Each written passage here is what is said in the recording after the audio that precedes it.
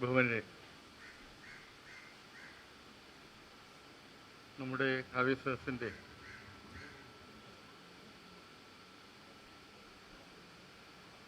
ഏറ്റവും ശ്രദ്ധേയമായ ഒരു സദസ്സാണ് ഇന്നിവിടെ നടക്കുന്നത്. ഉദ്ഘാടകനായെത്തുന്ന ശ്രീ ബിജു ബാലകൃഷ്ണൻ ഈ ചടങ്ങിൽ പങ്കെടുക്കാൻ വേണ്ടി മാത്രം ഇന്ന് ഗുരുവായൂരിൽ നിന്ന് തിരുവനന്തപുരത്ത് ഇന്ന് വൈകുന്നേരം മടങ്ങിപ്പോവുകയും ചെയ്യുക. അപ്പം എനിക്കത് കേട്ടപ്പോൾ നമ്മുടെ കാവ്യസദസ്സിന് കൊടുക്കുന്ന പ്രാധാന്യം എത്രത്തോളമാണ് എന്ന് നമുക്ക് മനസ്സിലാക്കാൻ കഴിയും.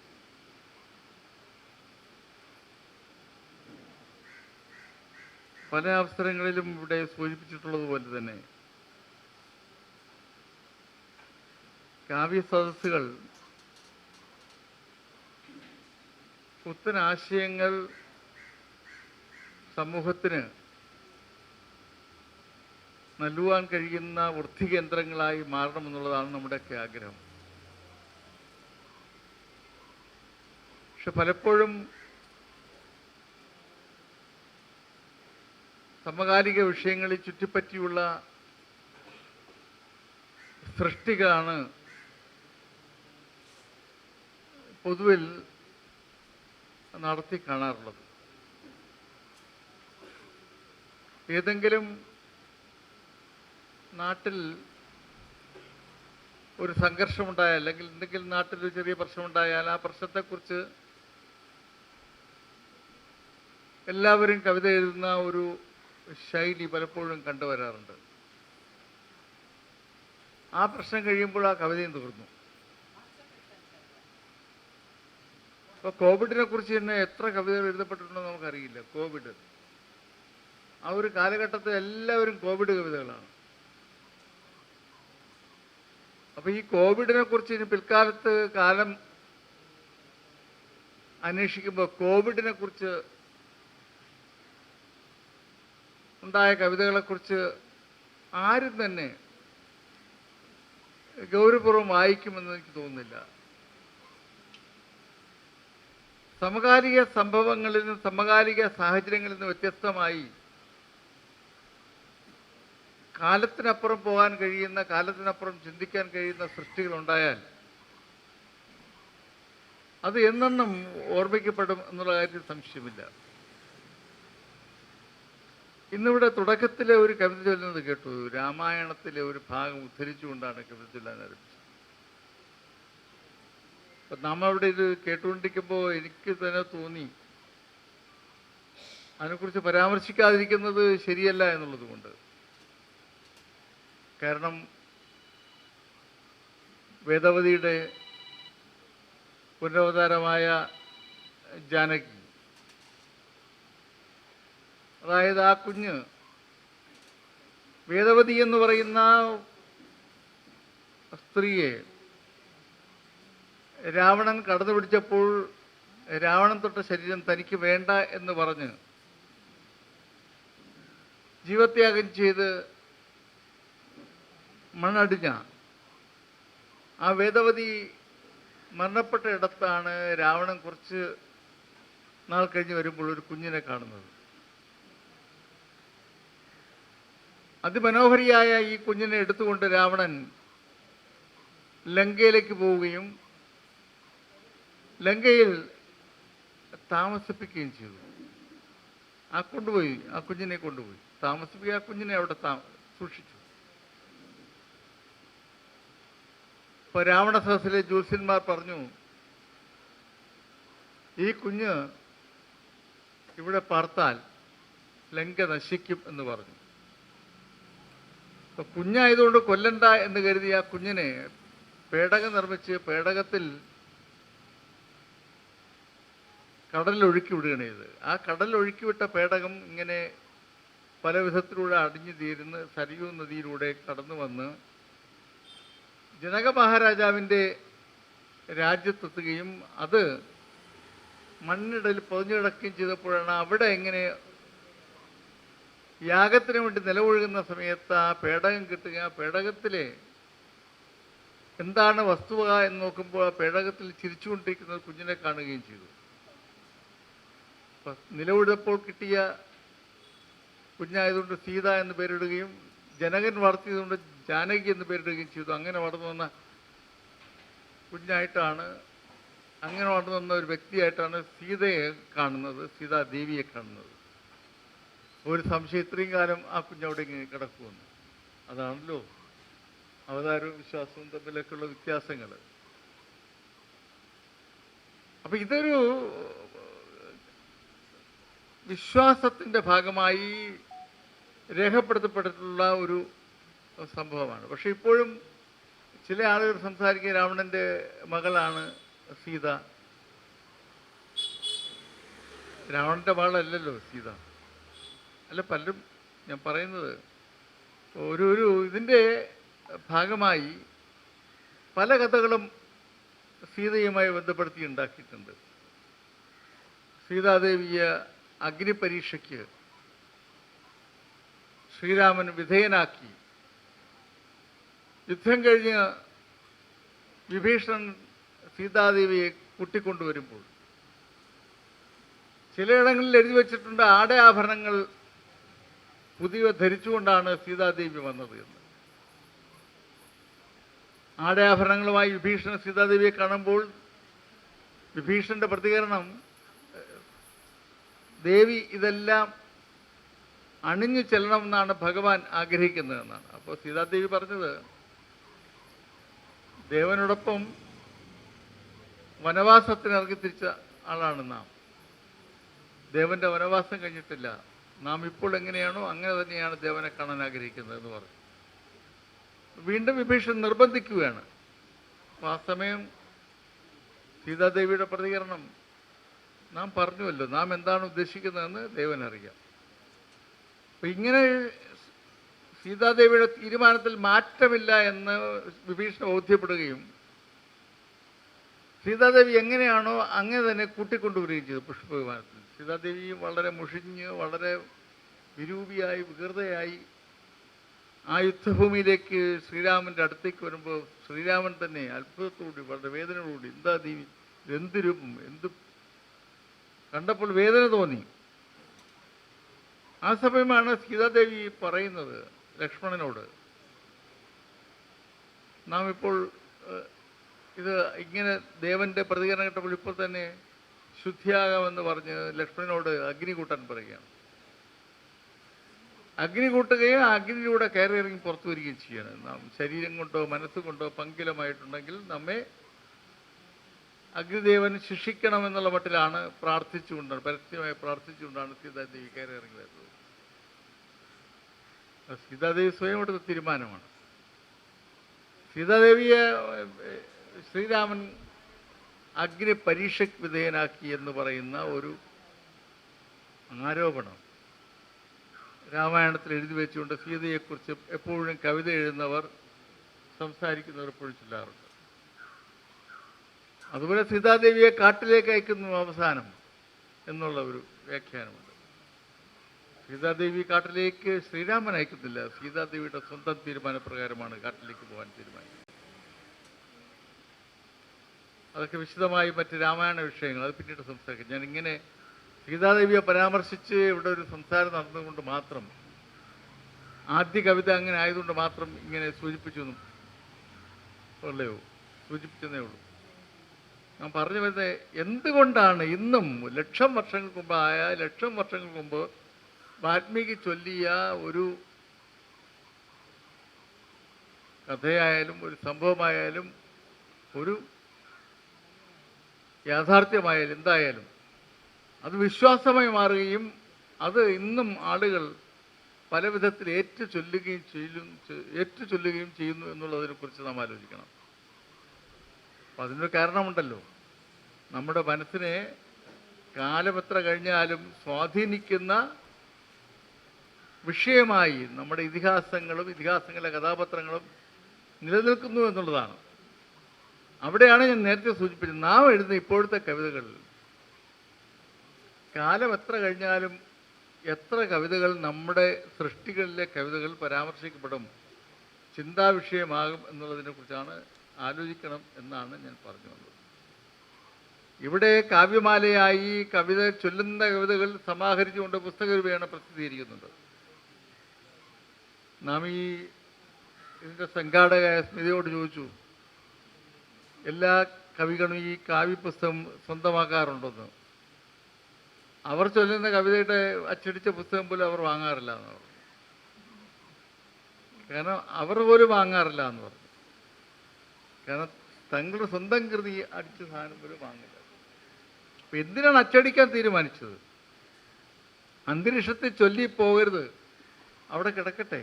ഒരു ഒരു ഒരു ഒരു ഒരു സാധനം ഇപ്പോൾ 10-13 13 15 മാസമായി ഇതിറക്കും. നമ്മൾ നേരത്തെ ഇറക്കിയതിന് കുറേ അധികമായതിന് 36-40 ഒക്കെ ആയിരുന്നു. 40 അല്ല, നേരത്തെ ഇറക്കിയതെങ്കിൽ 100 ഇത്രയും കാലമായി തുടങ്ങിയതാണ്. പക്ഷേ എത്രയോ കവിതകൾ ഇങ്ങനെ അന്തരീക്ഷത്തിൽ പോയി. ആരും പണ്ട് ചൊല്ലിയ കവിതകളായിട്ട് ഓർക്കുന്നില്ല.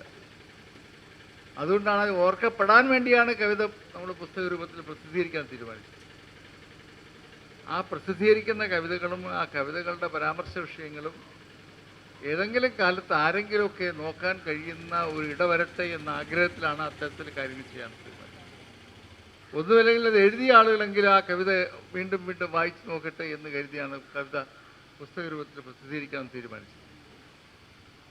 ആ വിധത്തിൽ അനശ്വര സാഹിത്യമായി എല്ലാം മാറണമെന്ന ആഗ്രഹമുണ്ടെങ്കിലും അഭിപ്രായമുണ്ടെങ്കിലും അങ്ങനെ ആകുമെന്ന വിശ്വാസമൊന്നുമില്ല. പക്ഷേ കുറേയെങ്കിലുമൊക്കെ നമ്മുടെ മനസ്സിൽ നിൽക്കുന്ന, നമ്മെ പ്രചോദിപ്പിക്കുന്ന, നമുക്ക് ഓർക്കാൻ കഴിയുന്ന സൃഷ്ടികളായി നമ്മുടെ മഹത്തുക്കളായ ഉത്തമചിന്തകരായ കവികൾ നടത്തുന്ന സൃഷ്ടികൾ മാറണം എന്നുള്ളതാണ് നമ്മുടെ ആഗ്രഹം. ഇന്നിവിടെ ഇത് ഉദ്ഘാടനം ചെയ്യുന്ന ഡോക്ടർ ബിജു ബാലകൃഷ്ണൻ, അത് നമ്മുടെ കവി വി മധുസൂദൻ നായർ സാറിൻ്റെ ശേഷകാരനാണ്. മലയാള ഭാഷയിൽ വേറിട്ട ശൈലിയിൽ കവിത ചൊല്ലിക്കൊണ്ട് നമ്മുടെ എല്ലാം മനസ്സിൽ സ്ഥാനം പിടിച്ച ആളാണ് മധുസൂദൻ നായർ സാർ. ബിജു ബാലകൃഷ്ണനും അതേ നിലയിൽ കവിത ചൊല്ലുന്ന ഒരാളാണ്, കവിത എഴുതുന്ന ആളാണ്. പക്ഷെ അദ്ദേഹത്തിൻ്റെ കയ്യൊപ്പ് കവി എന്ന നിലയിൽ നമ്മുടെ നാട്ടിൽ പതിഞ്ഞു വരുന്നതേ ഉള്ളൂ. കൂടുതൽ ശ്രദ്ധേയമായ അവസരത്തിലേക്ക് അദ്ദേഹത്തിൻ്റെ സ്ഥാനം ഉറപ്പിക്കപ്പെടട്ടെ എന്നുള്ള ആത്മാർത്ഥമായ ആഗ്രഹത്തോടുകൂടി ഇന്നത്തെ ഈ കാവ്യസദസ്സ് ഉദ്ഘാടനം ചെയ്യുവാനും ഈ ലക്കം കാവ്യമാല പ്രകാശനം ചെയ്യുവാനുമായി അദ്ദേഹത്തെ ക്ഷണിക്കുന്നു.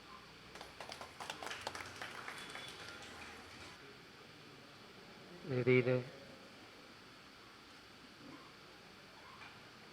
ഏറെ ബഹുമാന്യനായ അധ്യക്ഷൻ, ഏറെക്കാലമായി തന്നെ ഞാൻ മനസ്സിലാക്കിയിട്ടുള്ള ഈ സംസ്കാര ഭാരതം ട്രസ്റ്റിൻ്റെ chairman Shri BS Balendran sir, വേദിയിലിരിക്കുന്ന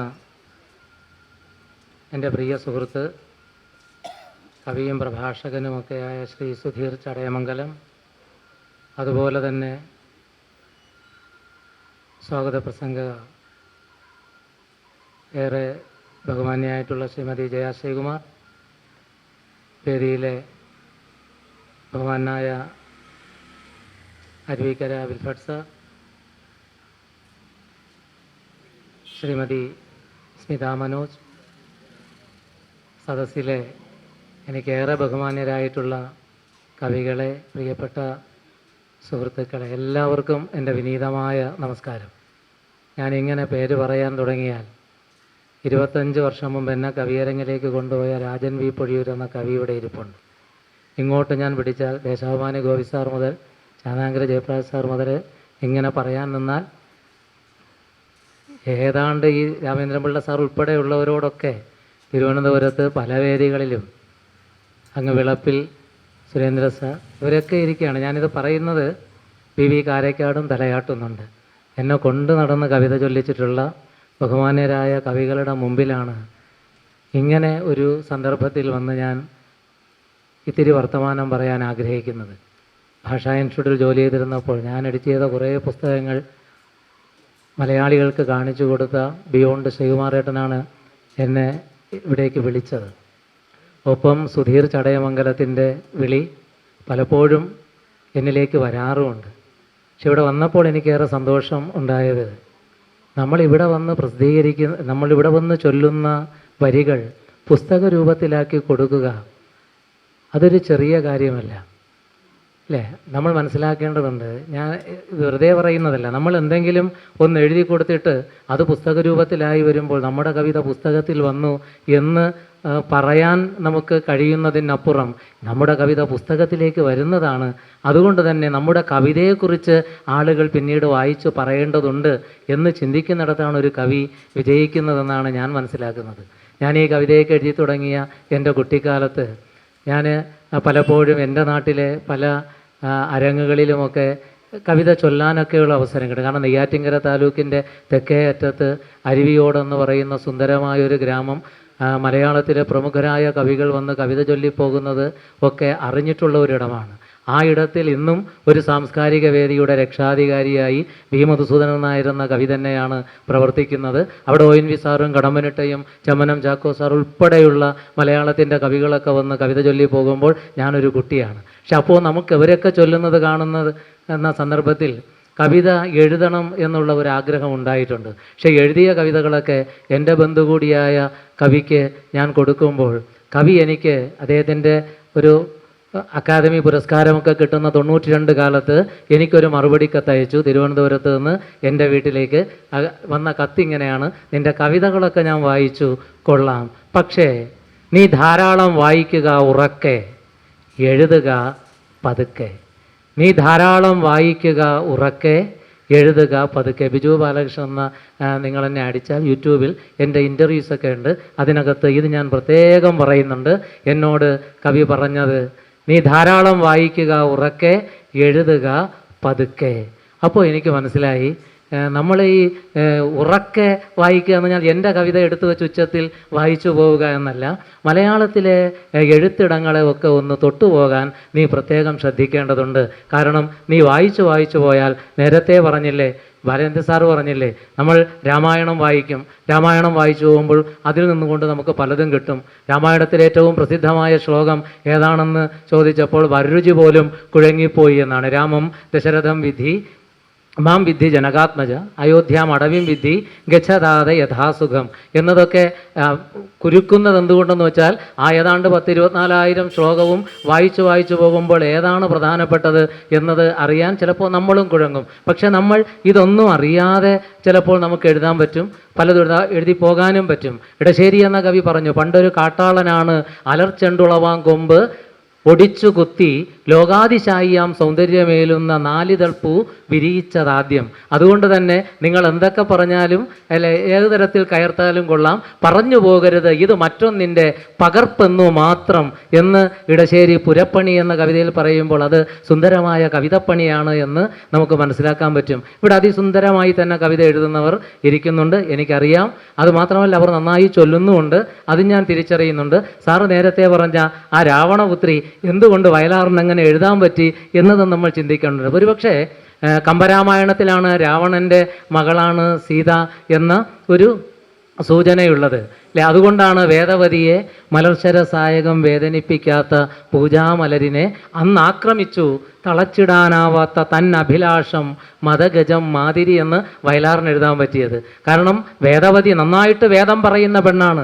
വേദം പറയുന്ന പെണ്ണിനെ ഇഷ്ടപ്പെടാൻ അത്രത്തോളം കാലിബറുള്ള രാവണന് തോന്നിയേക്കും. രാവണൻ മോശക്കാരൻ എന്ന് നമ്മൾ ചിന്തിക്കേണ്ടതില്ല. രാവണൻ നല്ല ബലമുള്ളവനാണ് അല്ലേ? 10 തലയെന്നൊക്കെ നമ്മൾ പറയുമ്പോൾ ഇങ്ങനെ ചിത്രകാരന്മാർ ഒട്ടിച്ചു വച്ചിരിക്കുന്ന തലയ്ക്കപ്പുറം 6 ശാസ്ത്രവും 4 വേദവും ഒക്കെ അകത്തിട്ട് അമ്മാനമാടാൻ പാകത്തിന് രാവണൻ എന്നത് കേൾക്കുന്ന നേരം ദേവകളൊക്കെ വിറച്ചിടുന്നുവെന്ന് കുഞ്ചൻ നമ്പ്യാർ എഴുതിയ ആ രാവണ സങ്കല്പങ്ങളിലൊക്കെ നിന്ന് ഇപ്പുറത്തേക്ക് ഓർമ്മകൾക്കുള്ളിൽ മണിച്ചിലമ്പും കെട്ടി ഓടി നടക്കുന്നു പിന്നെയും മൈഥിലി. അതുകൊണ്ട് തന്നെയാണ് എല്ലാം പറഞ്ഞ് മകളുടെ കാൽ പിടിച്ച് എല്ലാം പറഞ്ഞ് മനഃശാന്തി നേടാൻ വേണ്ടി തന്നെ രാവണൻ ആഗ്രഹിച്ചു എന്ന് വയലാർ എഴുതുമ്പോൾ ലിറ്ററേച്ചർ ഒരു തരത്തിൽ നമുക്ക് ഒരു പുതുമയുണ്ടാക്കുന്നുണ്ട്. ആ പുതുമ നമ്മൾ അതുവരെ കണ്ടുവന്നതിൽ നിന്ന് ആ രാമായണ കഥയെ മറ്റൊരു തരത്തിലേക്ക് കൊണ്ടുപോകുമ്പോൾ എഴുത്തുകാരൻ്റെ ആത്മാംശം അതിഭദ്രമായി തന്നെ അതിനകത്ത് കിടക്കുന്നതും നമ്മൾ അറിയുന്നുണ്ട്. അതുകൊണ്ടാണ് ആ രാവണപുത്രി വായിക്കുമ്പോഴും താടക എന്ന ദ്രാവിഡ രാജകുമാരി വായിക്കുമ്പോഴും നമ്മൾ എഴുത്തച്ഛൻ്റെ അധ്യാത്മരാമായണം കിളിപ്പാട്ടിൽ കണ്ട താടക ഇവളെ പേടിച്ചാരും നേർവഴി നടപ്പില്ല എന്ന് നമ്മൾ അറിഞ്ഞിട്ടുള്ള താടകയാണ്. അനിൽ നെടുങ്കോടൊക്കെ നന്നായിട്ട് പഠനങ്ങൾ നടത്തുന്ന ആളാണ്. എനിക്ക് വളരെ വർഷങ്ങളുടെ ബന്ധമുണ്ട്. ഇവരൊക്കെ എഴുതി പോകുമ്പോൾ ഭാഷയും സംസ്കാരവും ഒക്കെ ചേർത്ത് എഴുതുമ്പോൾ അവരങ്ങനെ ഒക്കെ കണ്ടുപോകുന്നുമുണ്ട്. പക്ഷേ കാട്ടിലൂടെ ഒച്ചയുണ്ടാക്കാതെ അനങ്ങാതെ ഓട്ടുവളകൾ കിലുങ്ങാതെ ഏകയായി ദാശരഥി തന്നരികത്ത് അനുരാഗദാഹ പരവശയായി വന്നു താടക. ആ താടക അങ്ങനെ വന്നിട്ട് ഞാൻ വടുവാർന്ന യുവാവിൻ്റെ കൺകളിൽ തോൾ വരെ എത്തിക്കിടന്ന കാർകൂന്തലിൽ ഹേമാംഗങ്ങളിൽ താടക തൻ തളിർത്താമരമൊട്ടിളം കൈവിരലോടവേ അജ്ഞാതം ഏതോ മധുരാനുഭൂതിയിൽ അർദ്ധസുപ്താന്തർ വികാരമുണരവേ ആദ്യത്തെ മാദക ചുംബനത്തിൽ തന്നെ പൊത്തുവിടർന്നുപോയി രാമൻ്റെ കണ്ണുകൾ എന്ന് വയലാർ എഴുതുമ്പോൾ വയലാറിൻ്റെ എഴുത്തിടത്തിൽ ശബ്ദവും അർത്ഥവും ചേരുന്ന ഒരു കവിതയുണ്ട്. ശബ്ദാർത്ഥവും സഹിതവും കാവ്യം. അതുമാത്രമല്ല, കവിതയ്ക്ക് ഈ സമൂഹത്തോട് ചെയ്യേണ്ടുന്ന ചില കർമ്മങ്ങളുണ്ട്. നമ്മൾ കാവ്യ ഹേതുക്കളെക്കുറിച്ച് പറയുമ്പോൾ പ്രതിഭ, വ്യുൽപ്പത്തി, അഭ്യാസം. എന്നോട് 20 മിനിറ്റ് സംസാരിക്കാൻ പറഞ്ഞു. എത്ര സമയം വേണമെന്നത് പ്രത്യേകം നിങ്ങൾ തന്നെ പറയുക, ഞാൻ അവിടെ നിർത്തും. അല്ലെ, പ്രതിഭ, വ്യുൽപ്പത്തി, അഭ്യാസം. ശക്തിർ നിപുണത ലോകശാസ്ത്ര കാവ്യാദ്യവേക്ഷണാത് കാവ്യജ്ഞ ശിക്ഷ അഭ്യാസാത് ഇത് ഹേതുസ്തതുൽഭവേതെന്ന് പണ്ട് ഭാരതീയ കാവ്യമീമാംസകന്മാർ എഴുതി വെച്ചു പോയത് വെറുതെയല്ല. ശക്തി എന്ന് പറയുന്നത് ഒരുപക്ഷെ അത് അപൂർവ വസ്തു നിർമ്മാണക്ഷമ പ്രജ്ഞ പ്രതിഭ. അപൂർവ വസ്തുക്കളെ, അപൂർവം എന്ന് പറഞ്ഞാൽ വിരളമായി കിടക്കുന്നതെന്നല്ല അർത്ഥം, പൂർവം അല്ലാത്തത്, മുമ്പ് ആരും പറഞ്ഞു പോകാത്ത തരത്തിൽ പറയാൻ നമുക്ക് കഴിയുന്ന ഒരു ടാലൻറ്റ്, ഇൻബോൺ ടാലൻറ്റ്, അതാണ് പ്രതിഭ. അതുകൊണ്ടാണ് പ്രതിഭ, വ്യുൽപ്പത്തി, അഭ്യാസം എന്ന് നമ്മളുടെ പഴയ ആളുകൾ പറഞ്ഞു പോയി. നമുക്കിപ്പോൾ പ്രതിഭ, ഇൻബോൺ ടാലൻറ്റ് എല്ലാവർക്കും ഉണ്ടാവാം. പക്ഷേ അതും വെച്ചുകൊണ്ട് നമ്മൾ ജീവിതകാലം മുഴുവൻ നമ്മുടെ കവിതകൾ മാത്രം എഴുതി ചൊല്ലി നടക്കും എന്ന് പറഞ്ഞാൽ അവിടെ വ്യുൽപ്പത്തി എന്നത് വളരെ പ്രധാനപ്പെട്ട ഒന്നാണ്. അവിടെയാണ് നമ്മൾ പൂർവാർജിത ആ സംസ്കാരത്തിൻ്റെ ഉറവകളിലേക്ക് നമ്മുടെ മനസ്സിനെ കൊണ്ടുപോകാൻ ശ്രമിക്കേണ്ടത്. അങ്ങനെ പോകുമ്പോൾ അങ്ങ് കാനനങ്ങളിൽ അരൻ കളിറുമായി യുദ്ധകാന്ഡം എടുത്തു വെച്ച് ശ്രീരാമകവി എഴുതിയ ചരിതം നമ്മുടെ മനസ്സിലേക്ക് വരും. കാനനങ്ങളിൽ അരൻ കളിറുമായി കരുണിയായി കാർന്നെടും കണ്ണുമ തന്നിൽ വിളയാടി നടണ്ടന്താനനം വടിവുള്ള ആനവടിവായി അവതരിത്താതിയേ നല്ല വിനായകനൻ മൊരമലനെ നാനിതൊണ്ടു തുനിയുണ്ടതിനൻ മാനതമെന്നും നാളതാർ തന്നിൽ നിരന്തരമിരുന്തരുൾ തെളിന്ത് ഊനമറ്ററിവനക്ക് വന്നുദിക്കും വണ്ണമേ ഊഴിയേഴിലും നിറൈന്ത മറഞ്ഞാന പൊരുളേ എന്ന് ശ്രീരാമകവി എഴുതുമ്പോൾ ഊനമറ്റ അറിവ് എനക്ക് വന്നുദിക്കും വണ്ണമേ എന്ന് എഴുതിയത് ചുമ്മാ അല്ല. ഊനമറ്റ അറിവെന്ന് പറഞ്ഞാൽ അല്പം പോലും കോട്ടമില്ലാത്ത തരത്തിൽ ഉള്ള ഒരു ബോധം എനിക്കുണ്ടാകണം. അതുണ്ടാകണമെങ്കിൽ തിരുവള്ളുവരുടെ തിരുക്കുറളിൽ കൽവി എന്ന വിദ്യാഭ്യാസം എന്ന അധ്യായം തുടങ്ങുന്നത് കർക്ക കസടറ കർപ്പവൈ കറ്റപിൻ നിർക്ക അതർക്ക് തക എന്നാണ്. കർക്ക കസടറ കർപ്പവൈ കറ്റവിൻ നിർക്ക അതർക്ക് തക. നേടുക സംശയം തീർവോളം വിദ്യയെ, എന്നിട്ട് ഒഴുകുക. അപ്പോൾ ആദ്യമേ തന്നെ ഒഴുകുന്നത് അല്ല, ഇവിടെ ഇരിക്കുന്നവരെല്ലാം നന്നായിട്ട് ഒഴുകാൻ അറിയുന്നവർ, ഒഴുക്കുള്ളവരുമാണ്. പക്ഷേ ഈ നമ്മൾ പലപ്പോഴും പലയിടത്തും ഈ ഇത്തരത്തിലുള്ള പലതും അറിയാതെ നമ്മുടേതായ ഒരിടത്തിൽ നിന്നുകൊണ്ട് ഒഴുകാൻ ശ്രമിക്കുമ്പോൾ ആ ഒഴുക്ക് അത്രയും ശക്തമല്ലാതാകുന്നു. അത് എഴുത്തുകാരൻ്റെ മാത്രം പ്രശ്നമായി തന്നെ നമ്മൾ കാണേണ്ടതുണ്ട്. കാരണം എഴുത്തുകാരൻ ഇത്തിരിയൊക്കെ അങ്ങോട്ട് വേരുകൾ വെള്ളം കുടിച്ച തീരത്ത് അല്പനേരം മെനക്കെട്ടിരിക്കാൻ ശ്രമിക്കണം എന്ന് കവികൾ പറഞ്ഞു പോയിട്ടുണ്ട്. ഇത് എൻ്റെ നാട്ടുകാരനായ കവിയുടെ വി മോഹൻ നായരുടെ ഒരു കവിതയിലെ വരിയാണ്. ആരോ കളഞ്ഞൊരു വഴിച്ചൂട്ട് കറ്റയിൽ കാലം ഇങ്ങനെ ഒന്ന് തിളങ്ങി നിൽക്കുന്ന അതൊക്കെ ഒന്ന് നമ്മൾ കണ്ടുപോയാൽ ആ ആ കനലൂതി ഊതി ഒന്ന് തിളക്കാൻ ശ്രമിക്കുമ്പോൾ അതിനകത്ത് വലിയ വലിയ ഇരമ്പലുകൾ, അതിനകത്തുള്ള വലിയ ലോകങ്ങൾ നമുക്കറിയാൻ കഴിയും. അതുകൊണ്ട് തന്നെ ഇത്തിരി നേരം നമ്മൾ അവിടേക്ക് നിന്ന് മെനക്കെട്ടിരിക്കുമ്പോൾ ശ്രീരാമൻ്റെ രാമചരിതം, അവിടെ നിന്നുകൊണ്ട് കണ്ണശരാമായണം, അതിനോടൊപ്പം തന്നെ പാട്ടിനൊപ്പം തന്നെ തളിർത്ത് തഴച്ച് പോകുന്ന മണിപ്രവാള സാഹിത്യം, ആ മണിപ്രവാള സാഹിത്യത്തിലൊക്കെ കിടക്കുന്ന ഭാഷയുടെ സൗന്ദര്യം, അതിനൊപ്പം തന്നെ അവരാവിഷ്കരിക്കുന്ന ആ കാലത്തിൻ്റെതായ താളങ്ങൾ അല്ലേ. നമ്മൾ ഈ കവിതയ്ക്ക് ശബ്ദവും അർത്ഥവും ചേരുന്നതാണ് കവിത എന്ന് പറയുമ്പോൾ നമ്മൾ കുറേ വൃത്തമഞ്ജരിയിലെ വൃത്തവും മാത്രം പഠിച്ച് നമ്മൾ അതാണ് വൃത്തം എന്ന് പറയേണ്ട. ചില പുതിയ കാലത്തെ കവിതകൾ നോക്കിയാലും അതിനകത്തും വൃത്തമുണ്ട്. പക്ഷേ കവി അത് ആവിഷ്കരിക്കുമ്പോൾ ആ കാലത്തിനനുസരിച്ച് അതിനെ ആവിഷ്കരിക്കുന്നുണ്ട്. വൈലോപ്പിള്ളി മാമ്പഴം എന്ന കവിത എഴുതുമ്പോൾ കേകയാണ് വൃത്തമെങ്കിൽ പി രാമചന്ദ്രൻ മാമ്പഴക്കാലം എഴുതുമ്പോഴും അതിനകത്തും ഒരു വൃത്തം നമ്മൾ കാണുന്നുണ്ട്. ആ വൃത്തം കാലത്തിനനുസരിച്ച് തന്നെ ആ വൃത്തം നമ്മൾ ഒന്ന് വായിച്ചു പോകുമ്പോൾ കേകയുടെ സ്വഭാവത്തിൽ ഭാഷ മാറുന്നു. വാങ്ങുക, കുടിക്കുക, പുറത്തേക്കെറിയുക, ജീവിതം നിറച്ചൊരി കൂടുകൾ നാളേക്കില്ല എന്ന് പറയുമ്പോൾ കുട്ടി ചോദിക്കുന്നു, പറയൂ നാട്ടിൻ പുറത്തുള്ള മാങ്ങകൾക്കെല്ലാം രുചി ഈ മാംഗോ ഫ്രൂട്ടിക്കുള്ള പോലാണോ? കുഞ്ഞുമകൾ ചോദിച്ചു. മഞ്ഞദ്രാവകം കുഴൽ വഴി നുണയും നേരം ചിത്രശലഭം പോലൻ ചാരെ. പക്ഷെ കവിക്കറിയാം, പഴയ കാലത്ത് അണ്ണാരക്കണ്ണ പൂവാല എനിക്കൊരു പൂള് മാങ്ങ കടന്തായോ എന്ന് പറഞ്ഞ വൈലോപ്പിള്ളിയുടെ മാമ്പഴത്തിലെ പൂവാലൻ അണ്ണാർക്കണ്ണ മാമ്പഴം തരീകന്നുൾ പൂവാളും കൊതിയോടെ വിളിച്ചു കേണിയിടുന്നു. പക്ഷെ പുതിയ കാലം അങ്ങനെയല്ല, ഇങ്ങനെയുള്ള കേടലുകളില്ല. പറയൂ നാട്ടിൻ പുറത്തുള്ള മാങ്ങകൾക്കെല്ലാം രുചി ഈ മാംഗോ ഫ്രൂട്ടിക്കുള്ള പോലാണോ? കുഞ്ഞുമകൾ ചോദിച്ചു. മഞ്ഞദ്രാവകം കുഴൽ വഴി നുണയും നേരം ചിത്രശലഭം പോലൻ ചാരെ. പറയാനാമോ രുചി ഭേദങ്ങൾ ഈ അച്ഛനും മകളെ നീയും തമ്മിൽ? എത്ര മാമ്പഴക്കാലം അകലം ശരീരത്തിൽ മനസ്സിൽ രുചിയിലും അറിയും തോറും നിനക്കെന്നെയും പുളിച്ചിടാം. വാങ്ങുക, കുടിക്കുക, പുറത്തേക്കെറിയുക, ജീവിതം നിറച്ചൊരി കൂടുകൾ നാളേക്കില്ല. പുതിയ കാലത്തെ ജീവിത പരിസരത്തിൽ അച്ഛനാകുന്ന കൂട്, അമ്മയാകുന്ന കൂടൊക്കെ വലിച്ചെറിയപ്പെടുമ്പോൾ പി രാമചന്ദ്രൻ എന്ന കവി ആ ആശയത്തെ ആവിഷ്കരിക്കുമ്പോഴും പഴയ മാമ്പഴത്തിൽ നിന്ന് മാമ്പഴക്കാലത്തിലേക്ക് വരുമ്പോൾ ആ കാലത്തിൻ്റെ താളത്തെയും കൂടെ പദ്യം വാർക്കുന്ന തോതായിട്ട് എടുത്തിട്ടുണ്ട്. പക്ഷെ അത് ആ കവിതയ്ക്ക് അല്പം പോലും പഴമ ഉണ്ടാക്കുന്നില്ല, അത് കവിതയെ പുതുക്കുന്നുണ്ട്. അത് നിങ്ങൾ അയ്യപ്പൻ്റെ കവിത വായിച്ചാലും KGSൻ്റെ കവിതകൾ വായിക്കുമ്പോഴും ഈ കവിതയ്ക്ക് അനുയോജ്യമായ ആ ഭാവമുണ്ടാക്കാൻ പാകത്തിന് അക്ഷരങ്ങളെ അവർ അടുക്കുന്നുണ്ട്. അത് വൈലോപ്പിള്ളിയെക്കുറിച്ച് ഇവനെക്കൂടി എന്ന കവിത എഴുതിയ സച്ചിദാനന്ദ മാഷിൻ്റെ മറ്റു പല കവിതകളിലേക്ക് പോകുമ്പോഴും ആ കവിത ആ ഗദ്യത്തിൽ പോകുന്നു എന്ന് നമ്മൾ ചിന്തിച്ചേക്കും. പക്ഷെ കവിതയ്ക്ക് അനുയോജ്യമായ ഒരു ഭാഷ അതിനകത്ത് കിടക്കുന്നുണ്ട്. അതുകൊണ്ടാണ് ഈ രണ്ട് വാക്കുകളെ എടുത്ത് അങ്ങ് ഒട്ടിക്കുന്നിടത്ത് എഴുത്തുകാരൻ, literature is the echo of real soul എന്നാണ്. അപ്പോൾ എഴുത്തുകാരൻ്റെ ആത്മാംശമാണ് അവിടെ കുറുക്കി ആ വാക്കുകളെ തമ്മിൽ ലയിപ്പിക്കുന്നത്. ആ വാക്കുകൾ ലയിക്കുമ്പോഴാണ് അവിടെ ഒരു നക്ഷത്രത്തിൻ്റെ പൊട്ട് തിളക്കം ആ വാക്കുകളിൽ ഉണ്ടാകുന്നത്. ആ വാക്ക് നമ്മൾ പല കാലങ്ങളിലായി അറിഞ്ഞതും പല കാലങ്ങളിലായി വായിച്ചതും പലതിലൂടെ നമ്മൾ അനുഭവിച്ചതും ഒക്കെ ചേർത്ത് നമ്മിൽ നിന്ന് നമ്മൾ ആവിഷ്കരിക്കുന്നതാണ്. അങ്ങനെയുള്ള ഒരു ആവിഷ്കാരം അത് എഴുത്തുകാരിലെല്ലാം സംഭവിക്കുന്നതാണ്.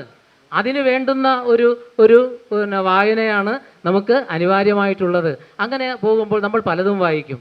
അങ്ങനെ വായിച്ചു പോകുമ്പോൾ നമ്മുടെ ഭാഷയുടെ ആ പൂർവ്വകാലത്തെ പല കൃതികൾ, അത് പദ്യം മാത്രമെന്നല്ല, ഗദ്യം, CV നമ്മൾ വായിക്കുമ്പോൾ നമ്മൾ വിസ്മയിക്കില്ലേ അല്ലേ? നമ്മൾ ഒരുപക്ഷെ ശബ്ദധാരാവലി എടുത്തു വെക്കാതെ CV രാമൻപിള്ളയുടെ നോവൽ വായിക്കാൻ പറ്റും. കാരണമെന്ന് പറഞ്ഞാൽ വായനക്കാർ അല്ലേ അല്ല, ചില്ലി ചങ്കാര നാദപണ്ഡിതവും സിംഹവ്യാഘ്ര ശല്യാദി നിഷേവിതവുമായ കാനനമെന്നൊക്കെ CV എഴുതിപ്പോയ പ്രൗഢമായ ഒരു മലയാളത്തിൻ്റെ ആ ഇടങ്ങളൊക്കെ നമുക്ക് മുന്നിലുണ്ട്. ധർമ്മരാജായും മാർത്താണ്ഡവർമ്മയും രാമരാജ ബഹദൂറും ഒക്കെ വായിച്ചു പോകുമ്പോൾ ഭാഷയുടെ ഒരു തലം നമ്മൾ അറിയുന്നു. ആ ഭാഷയ്ക്കൊപ്പം തന്നെ പിന്നീട് നമ്മൾ പലതും വായിക്കുമ്പോൾ ഒരുപക്ഷെ ഈ ഭാഷ എങ്ങനെയൊക്കെയാണ് എഴുത്തിടങ്ങളിൽ തിളങ്ങിക്കിടക്കുന്നത്. അപ്പോൾ എഴുത്തുകാരൻ എൻ്റെ ആവിഷ്കാരത്തിൽ ഇങ്ങനെയൊക്കെ കിടക്കുന്നതൊക്കെ നമ്മൾ എടുക്കുമ്പോഴാണ് ആ എഴുത്തിൽ നിന്നുകൊണ്ട് നമ്മുടേതായ എഴുത്തിന് തിളക്കം കൂട്ടാൻ കഴിയുന്നത്.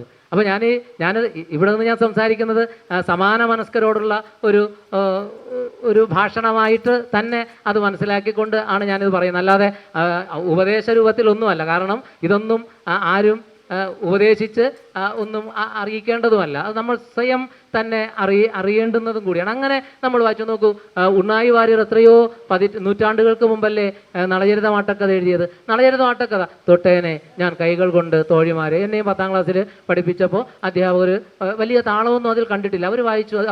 അവരും വായിച്ചു തൊട്ടേനെ ഞാൻ കൈകൾ കൊണ്ട് തോഴിമാരെ കൈക്കൽ കെട്ടുകിൽ നന്നായിരുന്നു കേളി ചെയ്യുവാൻ, ക്രൂരനല്ല ബന്ധുവത്രേ ചാരുരൂപൻ നിങ്ങൾ മാറി നിൽക്കിൻ എന്നരികിൽ ആരും വേണ്ട. ഒരു കവിതയുടെ സൗന്ദര്യവും ഇല്ലാതെയാണ് ഒരുപക്ഷെ നമ്മളൊക്കെ അത് വായിച്ചു പോയത്. പക്ഷേ ആ കാലത്തിൻ്റെ താളം അറിയുന്ന ആളായിരുന്നു ഉണ്ണായി വാര്യർ. അതുകൊണ്ട് ഉണ്ണായി വാര്യർ എന്ത് ചെയ്തു? ആ നളചരിതത്തിൽ ദമയന്തിയെ കൊണ്ട് തോഴിമാരോട് പറയിച്ചത് തൊട്ടേനെ ഞാൻ കൈകൾ കൊണ്ട് തോഴിമാരെ കൈക്കൽ കെട്ടുകിൽ നന്നായിരുന്നു കേളി ചെയ്യുവാൻ, ക്രൂരനല്ല ബന്ധുവത്രേ ചാരുരൂപൻ നിങ്ങൾ മാറി നിൽക്കിൻ എന്നരികിൽ ആരും വേണ്ട, പങ്കജാക്ഷൻ കടൽ വർണ്ണൻ വാസുദേവൻ ജഗൻ.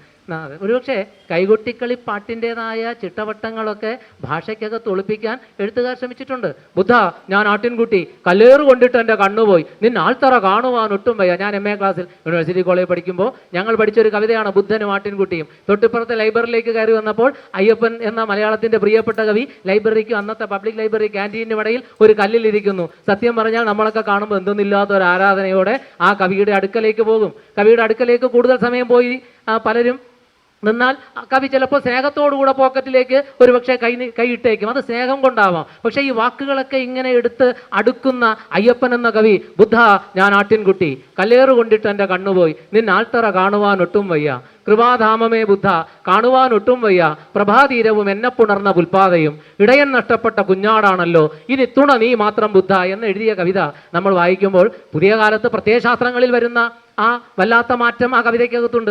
പേര് സിദ്ധാർത്ഥൻ എന്ന കുട്ടിയാണ്. ഒരു ആടിൻ്റെ കണ്ണ് എറിഞ്ഞ് പൊട്ടിച്ച് ആടുത ചോരക്കണ്ണടയുമ്പോൾ പുൽക്കൊടി താഴ്വരകൾ കാതിൽ പറഞ്ഞു എന്നെ കല്ലെറിഞ്ഞവൻ ഒരു സിദ്ധാർത്ഥൻ എന്ന കുട്ടി. ബുദ്ധനും ആട്ടിൻകുട്ടി എന്ന കവിത നമുക്ക് തരുന്നൊരു വലിയ പാഠമില്ലേ? പണ്ട് ബിംബിസാരൻ്റെ യാഗശാലയിലേക്ക് യാഗത്തിനായി കൊണ്ടുപോകുന്ന ആട്ടിൻകൂട്ടത്തെ ആ പാതി വഴിയിൽ ചെന്ന് പൊക്കിയെടുത്തുകൊണ്ട് അല്ലേ ഒരുപക്ഷെ അല്ലേ അവിടെ കൊണ്ടുപോയി അതിനെയെല്ലാം രക്ഷിച്ച ബുദ്ധനാണ്. ആ ബുദ്ധൻ്റെ പേര് സിദ്ധാർത്ഥനാണ്.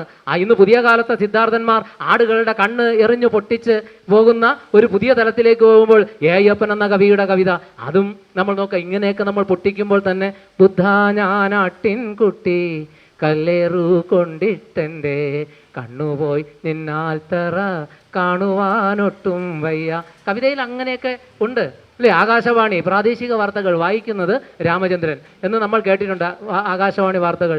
ബുള്ളറ്റിൻ എന്ന കവിത കുരിപ്പുഴ ശ്രീകുമാർ എഴുതുമ്പോൾ നമുക്കറിയാം അമ്മ മലയാളവും അതുപോലെ ചാർവാകനും എന്ന് വേണ്ട എത്രയോ കവിതകൾ നമുക്ക് തന്ന ആ കവി ബുള്ളറ്റിൻ എന്ന് എഴുതുമ്പോൾ അദ്ദേഹത്തിന് അറിയാം ബുള്ളറ്റിൻ എന്നാൽ വാർത്തയാണ്. വാർത്തയ്ക്കൊരു താളം കേരളക്കരയിൽ നമുക്കറിയാം. ആകാശവാണി പ്രാദേശിക വാർത്തകൾ വായിക്കുന്നത് നമ്മൾ കേട്ടിട്ടുണ്ട്. അതുകൊണ്ട് തന്നെ അദ്ദേഹം പദ്യം വാർക്കുന്ന വൃത്തമഞ്ജരി AR പറഞ്ഞു വച്ചിരിക്കുന്നതിനിപ്പുറം മലയാളിക്ക് കൂടുതൽ പറയാൻ ശ്രമിച്ചിരുന്നുവെങ്കിൽ അതുമാത്രം വൃത്തങ്ങൾ കണ്ടെത്താം. ഗുരുദേവന്റെ കവിതകൾ വായിക്കണം. കോടാനുകോടി താളപരീക്ഷണം മലയാളത്തിൽ നടത്തിയ ഒരു അതുല്യ പ്രതിഭയാണ് ശ്രീനാരായണ ഗുരുദേവൻ. ഏത് കവിത നിങ്ങൾ ഗുരുദേവന്റെ കൃതികൾ എടുത്തു നോക്കുക, ഒന്ന് നിന്ന് മറ്റൊന്നിലേക്ക് പോകുമ്പോൾ അടുത്ത താളത്തിൻ്റെ മറ്റൊരു ലോകം നമ്മൾ കാണുന്നു. അപ്പോൾ എന്തുമാത്രം താളങ്ങൾ നമുക്ക് ചുറ്റുമുണ്ട്. ഇപ്പോൾ വൃത്തമഞ്ജരിയിൽ AR നമുക്ക് കാണിച്ചു തന്നു കുറച്ച്. പക്ഷേ നമ്മൾ എന്ത് ചെയ്തു? നമ്മൾ അതിൽ മാത്രം നിന്നുകൊണ്ട് വൃത്തപഠനം മുന്നോട്ട് കൊണ്ടുപോയിക്കൊണ്ടിരിക്കുന്നു. ഞാനും മലയാളം പഠിപ്പിക്കുന്ന ഒരു അധ്യാപകൻ എന്ന നിലയിൽ പുതിയ കാലത്ത് വലിയ വലിയ പണിയൊന്നും ഇപ്പോൾ അങ്ങനെ പഠിപ്പിക്കുന്ന സ്ഥലത്ത് വരുന്നില്ല. കാരണം പുതിയ അക്കാദമിക് പഠന രംഗങ്ങളിൽ മലയാള സാഹിത്യം പഠിക്കാൻ വരുന്ന കുട്ടിക്ക് ഈ ഉണ്ണിച്ചിരുദേവി ചരിതവും ഉണ്ണിയാടി ചരിതവും ഉണ്ണിയച്ചിയും അല്ലെങ്കിൽ നമ്മുടെ തിരുനിഴൽമാലയോ അതുമല്ല എങ്കിൽ അങ്ങോട്ടുള്ള സാഹിത്യകൃതികൾ ഒന്നും കൂടുതലായി പഠിക്കേണ്ടതില്ല. അവരിപ്പോൾ സാഹിത്യരചന അവർ പഠിക്കുന്ന സാഹിത്യരചന, എങ്ങനെ സാഹിത്യം രചിക്കാം അല്ലേ? സാഹിത്യം രചിക്കാമെന്ന് സാഹിത്യം എങ്ങനെ പഠിക്കാമെന്ന് അറിഞ്ഞിട്ടേ സാഹിത്യം രചിക്കാൻ പറ്റും. പക്ഷേ സിലബസുകളൊക്കെ ഇപ്പോൾ പുതിയ കാലത്ത് വരുന്നത് സർവകലാശാലകളിൽ പോയാൽ മലയാളം സർവകലാശാലയിൽ പോയാലും ശങ്കരാചാര്യയിൽ പോയാലും പലയിടത്ത് പോയാലും സാഹിത്യ രചനകളുണ്ട്. പക്ഷേ സാഹിത്യ പഠനങ്ങൾ വല്ലാതെ ചുരുങ്ങിപ്പോകുന്നുണ്ട്. അവർക്ക് ജ്ഞാനപ്പാന അല്ലെങ്കിൽ ഹരിനാമകീർത്തനം സിലബസിലുണ്ടായതാണ്. പക്ഷേ സിലബസിലുണ്ടായിരുന്നതാണ്. പുതിയ കാലത്ത് എന്ത് ചെയ്തു? പുതിയ കാലത്ത് ഇത് ഒക്കെ സിലബസുകളിൽ നിന്ന് അകന്നു പോകുമ്പോൾ ഗുരുദേവൻ്റെ കൃതികളൊക്കെ ജന്നി നവരത്നമഞ്ജരിയൊക്കെ ഞങ്ങൾക്ക് MA ക്ലാസ്സിലൊക്കെ പഠിക്കാൻ വെച്ചിട്ടുണ്ട്. അതൊക്കെ ചില സന്ദർഭങ്ങളിലൊക്കെ ഉണ്ടാകുന്നുവെങ്കിലും പുതിയ കാലം സാഹിത്യത്തിൽ നേരത്തെ ബാലേന്ദ്ര സാർ പറഞ്ഞതുപോലെ സാഹിത്യത്തിൽ സമകാലികമായതിനെ പലതും ആവിഷ്കരിക്കുവാൻ ശ്രമിക്കുമ്പോൾ തന്നെ ഈ തരത്തിലുള്ള ഒരു വിപര്യം സംഭവിക്കുന്നുണ്ട് എന്നത് യാഥാർത്ഥ്യമാണ്. അതുകൊണ്ടാണ് ഒരുപക്ഷെ സിറിയ നിൻ മാറിലെ മുറിവിൽ ചോരയൊലിച്ചതിൽ ഈച്ചയരിപ്പു കൊറിയ നിൻ എന്നൊക്കെ പറയുമ്പോൾ അത് സിലബസിൽ വെക്കണമെന്ന് ആവശ്യപ്പെടുന്നുണ്ട്. അത് കുറ്റപ്പെടുത്തലോ ഒന്നുമല്ല. പക്ഷേ മലയാള കവിതയുടെ പ്രൗഢമായ പാരമ്പര്യത്തിൽ കിടക്കുന്ന പലതിനെയും ഒഴിവാക്കിക്കൊണ്ട് പുതിയ കാലത്തിൻ്റെ കവിതകളിലൂടെ മാത്രം സഞ്ചരിക്കുവാൻ ഒരുപക്ഷെ അക്കാദമിസ്റ്റുകൾ ശ്രമിക്കുമ്പോൾ അവിടെ സംഭവിക്കുന്നത് ഭാഷയിൽ നിന്ന് സംസ്കാരത്തിൽ നിന്ന് ഒക്കെ അകന്നു പോകുന്ന ഒരു തലമുറ, അത് അധ്യാപകരും ആ തലമുറയുടേതായി മാറുന്നു, വിദ്യാർത്ഥികളും അതായി മാറുന്നു. അങ്ങനെ വരുമ്പോൾ നീർപ്പോള പോലെയുള്ളൊരു ദേഹത്തിൽ വീർപ്പ് മാത്രമുണ്ട് ഇങ്ങനെ കാണുന്നു, ഓർത്തറിയാതെ പാടുപെടുന്നേരം നേർത്തു പോകും അതെന്നേ പറയാവൂ. അമ്മയ്ക്കും പുനരച്ഛനും ഭാര്യയ്ക്കും ഉണ്മാൻ പോലും കൊടുക്കുന്നിതാ ഇല്ല ചിലർ, അഗ്നിസാക്ഷിണിയായ ഒരു പത്നിയെ സ്വപ്നത്തിൽ പോലും കാണുന്നില്ല ചിലർ, അല്ലെങ്കിൽ പാന്തർ പെരുവഴി അമ്പലം തന്നിലെ താന്തരായി കൂടി വിയോഗം വരും പോലെ നദ്യാമൊഴുകുന്ന കാഷ്ടങ്ങൾ പോലെയും എത്രയും ചഞ്ചലം ആലയ സംഗമം. ഇതൊക്കെ പലയിടങ്ങളിലും ഇപ്പോൾ ഒഴിവാക്കപ്പെടുന്നുണ്ട്. അത് എന്തുകൊണ്ടാണ് എന്നതും നമ്മൾ ഇത്തരത്തിലുള്ള കാവ്യ വഴികളിൽ ചർച്ച ചെയ്യേണ്ടുന്നൊരു വിഷയമാണ്. മാത്രമല്ല നമ്മളിതൊക്കെ അറിഞ്ഞു പോകുമ്പോൾ ഈ സാഹിത്യത്തിൻ്റെ സമഗ്രമായ ഈ മേഖലകളെക്കുറിച്ചൊക്കെ അറിയുമ്പോൾ ഭാഷ നമുക്ക് വളരെ ഒതുക്കത്തോടെ തന്നെ പ്രയോഗിക്കാനും അത് ആവശ്യമായ രീതിയിൽ ആവിഷ്കരിക്കാനും ഒക്കെ കഴിയും. അങ്ങനെ ഒരു തരത്തിൽ ഈ പ്രൗഢമായ ഈ മലയാള സാഹിത്യ പാരമ്പര്യത്തെ ഒക്കെ തന്നെ അറിയുമ്പോൾ ആ വാക്കുകളെയൊക്കെ ഒന്ന് അടുക്കി എടുത്ത്, അതുപോലെ തന്നെ ഗദ്യത്തിലാണെങ്കിലും പൊള്ളുന്ന മൂർച്ചയാർന്ന ഭാഷ നമ്മുടെ ഗദ്യത്തിൽ കിടക്കുന്നുണ്ടല്ലോ. എത്ര കവിതകൾ നമ്മൾ വായിച്ചാൽ നമുക്കത് അറിയാൻ പറ്റുന്നതാണ്. അങ്ങനെ ഞാൻ ഓരോന്നായിട്ട് എൻ്റെ സമയം ഇങ്ങനെ പറഞ്ഞാൽ ഞാൻ ഇങ്ങനെ പറഞ്ഞുകൊണ്ടിരിക്കും. എന്തായാലും അതുകൊണ്ട് തന്നെ ഇത്തരത്തിൽ ഒക്കെ വരുന്നതിനെ ഒക്കെ നമ്മൾ ഒന്ന് അറിയാൻ ശ്രമിക്കുമ്പോൾ നമ്മൾ പറഞ്ഞില്ലേ, തിരുവള്ളുവർ പറഞ്ഞില്ലേ, കർക്ക കസടറ കർപ്പവൈ കറ്റവിൻ നിർക്ക അതർക്ക് തക. അപ്പോൾ എന്തായാലും എൻ്റെ ഒരു കവിതയിലെ കുറച്ച് വരി കൂടെ ചൊല്ലി ഞാൻ നിർത്താം. പ്രിയപ്പെട്ടവരെല്ലാം അറിയുന്ന മാഷൊക്കെ ഇവിടെ ഇരിപ്പുണ്ട് അല്ലേ? എല്ലാവരും ഞാൻ ഈ പേര് എടുത്തു ഇങ്ങനെ പറയാമെന്നാൽ എനിക്ക് പറയാൻ ഒത്തിരി പേരുണ്ട് അല്ലേ? അപ്പോൾ ദിവ്യൊക്കെ ഇവിടെ വന്നിട്ടുണ്ട്. അപ്പോൾ ഞാനിത് പറയുന്നത്, നീ ധാരാളം വായിക്കുക, ഉറക്കെ എഴുതുക പതുക്കെ. അപ്പോൾ ഞാനൊരു അതിർത്തി പ്രദേശത്താണ് ജീവിക്കുന്നത്. ഈ കുന്നത്തുകാൽ പഞ്ചായത്ത് റോഡിനപ്പുറം തമിഴ്നാടാണ്. അതുകൊണ്ട് തന്നെ അപ്പുറത്തെ ലൈബ്രറി ഇപ്പുറത്തെ ലൈബ്രറിയിലും തമിഴ് പുസ്തകങ്ങളും ഉണ്ട്. അപ്പോൾ ഇതൊക്കെ പലപ്പോഴും വായിച്ചു പോകുമ്പോൾ ഓടി വിളയാടു പാപ്പ നീ ഓയ്ന്തിരിക്കലാകാതു പാപ്പ കൂടി വിളയാടു പാപ്പ എന്ന് പറയുന്നതും, വിവേകം എനും വെള്ളി മുളയ്ത്ത് ജാതി മതപ്പിത്ത് എനും സനി തൊലൈന്താൾ താൻ സമത്വം എനും ഞായറ് ഉറക്കുമെന്ന് മുത്തുവേൽ കരുണാനിധി എഴുതിയ കുറൽ. നാൻ നീ എന്ന് சொன்னால் ഉദടുകൾ ഒട്ടാത്, നാം എന്ന് சொன்னால் ഉദടുകൾ കൂടെ ഒട്ടും. ഞാൻ നീ എന്ന് പറഞ്ഞാൽ ഈ ചുണ്ടുകൾ തമ്മിൽ ഒട്ടൂല, നാം എന്ന് പറഞ്ഞാൽ ഒട്ടും. അപ്പോൾ ഒരു കളക്റ്റീവ് മൈൻഡിനെ, ഒരു സമൂഹ മനസ്സിനെ മുന്നിൽ കണ്ടുകൊണ്ട് എഴുതുന്നതൊക്കെ ഇങ്ങനെ പലയിടത്തായി കിടക്കുന്നുണ്ട്. ഇതൊക്കെ നമ്മുടെ നാട്ടുവഴിയിൽ നമ്മുടെ വായനയിൽ ഒക്കെ നമ്മൾ അറിയുന്നുണ്ട്. അപ്പം നമ്മുടെ എഴുത്ത് സമൂഹത്തിനുള്ളതാണ് എന്ന ഒരു ബോധ്യവും നമുക്കുണ്ടാകും. നമ്മളൊന്ന് എഴുതുമ്പോൾ അതിൽ ഒരു സമൂഹ മനസ്സും കൂടെ തെളിയുന്നുണ്ട്, ഒരു സമൂഹ പുരുഷനും കൂടെ അതിൽ തെളിയുന്നുണ്ട് എന്ന ഒരു വലിയ ബോധ്യം എഴുത്തുകാർക്കുണ്ടാകുമ്പോൾ ആ സാഹിത്യരചന ഒരുപക്ഷെ കാലാതീതമായി അന്നത്തെ സമൂഹ പുരുഷനോടും ആ കവിത സംവദിക്കും അല്ലേ? അങ്ങനെയുള്ള ഒരു സഞ്ചാരത്തിന് വാക്കുകളെ കുറുക്കാൻ നമുക്ക് കഴിയണം. എൻ്റെ ഒരു കവിത, കടമ്പൻ മൂത്താൻ എന്നൊരു കവിത ഞാൻ എഴുതിയിട്ടുണ്ട്. കടമ്പൻ മൂത്താൻ എന്ന കവിത പതിറ്റുപ്പത്തിൽ കടമ്പൻ എന്ന ഒരു സമൂഹ മനുഷ്യനെ കുറിച്ച് പറയുന്നുണ്ട്. ആ കടമ്പൻ തന്നെയായിരിക്കും ഈ കവടിയാറിൽ നിന്ന് നമുക്ക് വയലിക്കടയിലൊക്കെ അങ്ങോട്ടൊക്കെ പോകുമ്പം ചിലപ്പോൾ ഒരു വയലിൽ നിന്ന് അയാൾ മണ്ണിൽ നിന്ന് മണ്ണിനെ പൊന്നാക്കും, മണ്ണിൻ്റെ ആത്മാവിൽ നിന്ന് ഒരു പൊന്മുത്തെടുത്തു തരാം ഞാനെന്ന് ONV സാർ പറഞ്ഞ ആ വരികളിലുള്ളതുപോലെ മണ്ണിൻ്റെ ആത്മാവിൽ നിന്ന് അവൻ്റെ വിയർപ്പ് തുള്ളികൾ ചേർത്ത് പൊന്മുത്താക്കി തരുന്ന കടമ്പന്മാർ നമുക്ക് ചുറ്റുമുണ്ട്. അത് കവിതയുടെ രംഗത്തും കടമ്പന്മാരെ മലയാളം കണ്ടതാണ്. എത്രയോ കടമ്പന്മാർ നമുക്ക് മുന്നിൽ നിന്ന് വാക്കുകൾ എടുത്ത് ഇങ്ങനെ വിതറിയിട്ടുണ്ട്. ആ ഒരു ദർശനത്തെ ഒക്കെ എടുത്തുകൊണ്ട് പിന്നെ എൻ്റെ നാട്ടിൽ എസ് എൻ സുധീർ കടമ്പൻ ഒരു തെയ്യക്കോലമാക്കി ആവിഷ്കരിക്കുമ്പോൾ ഒരു 4 വരി അതിൽ കൊടുക്കണം അവർക്ക് അവതരിപ്പിക്കുമ്പോൾ ആവിഷ്കരിക്കാൻ വേണ്ടിയെന്ന് പറഞ്ഞു. പക്ഷേ ഞാൻ എഴുതി വന്നപ്പോൾ എൻ്റെ ജീവിത പരിസരത്തിലെ പലരും അതിലേക്ക് കടന്നു വന്നു. അതാണ് കടമ്പൻ മൂത്താൻ. എന്തായാലും അതിലെ കുറച്ച് വരി ചൊല്ലാം. ഒരു നീണ്ട കവിതയാണ്, ഞാൻ ദൂരദർശനിൽ അത് ചൊല്ലിയിട്ടുണ്ട്, പിന്നെ അത് പബ്ലിഷ് ചെയ്തിട്ടുള്ളതാണ്. കടമ്പൻ മൂത്താൻ. കുരുത്തോലപ്പന്തലിട്ട് കവുങ്ങിൻ പറണേറി നിന്ന് കരുത്തിൻ തിരുകാപ്പു കെട്ടി കടമ്പൻ മൂത്താൻ വരുന്നേ. കുരുത്തോലപ്പന്തലിട്ട് കവുങ്ങിൻ പറണേറി നിന്ന് കരുത്തിൻ തിരുകാപ്പു കെട്ടി കടമ്പൻ മൂത്താൻ വരുന്നേ. കുരുതി ചെഞ്ചോര ചീറ്റി പെരുമാന കൺ തുറന്നേ. വറുതി ചന്തിക്കനലിൽ പെരുങ്കോലം പെയ്തൊറഞ്ഞേ. പനമ്പട്ട ഒന്നു വെട്ടി കെട്ടിവച്ച കോലം കമ്പേറൊഴിയാൻ വൈക്കോൽ തുറു കെട്ടിയ കാലം. കടമ്പൻ മൂത്താൻ ചെതുക്കി കൊതുമ്പു പന്തങ്ങൾ. കടമ്പൻ മൂത്താൻ ചെതുക്കി കൊതുമ്പ് പന്തങ്ങൾ. ചാഴിയേഴിയനെ കരിച്ച നാഞ്ചിലാട്ടങ്ങൾ. കൊട്ടു ചിങ്കി കുഴൽ കടുംതുടി കുരവ അരിയോരി. തോറ്റമേറ്റു കതിർ കനത്ത കടമ്പനാട്ടങ്ങൾ. കൊഴുനടത്തി മരമടിച്ചു മറിച്ച ഞാറ്റടിയിൽ കുറ്റിവൂന്നി അറഞ്ഞ് തള്ളിയതെത്ര നാഴികകൾ. ക്ലാഞ്ഞിക്കൊണ്ട് ചാണകം തൂത്തിറക്കി കോമാളി കോരി മാറ്റി തറയോണക്കി. മാടിൻ്റെ മൂവാര മുറുക്കിക്കെട്ടി കാണി കറക്കി ആ മണിയിൽ തട്ടി. പുല്ലൂട്ടി നിറച്ചങ്ങ് ഒതോലുമിട്ടേ ഒരു പിടി കച്ചിയും അതിന്മേലിട്ടേ. മരവിയിൽ പരുത്തിക്കുരു കൊവുരാനിട്ടേ. പുണ്ണാക്ക് വെള്ളത്തി കലക്കി വച്ചേ.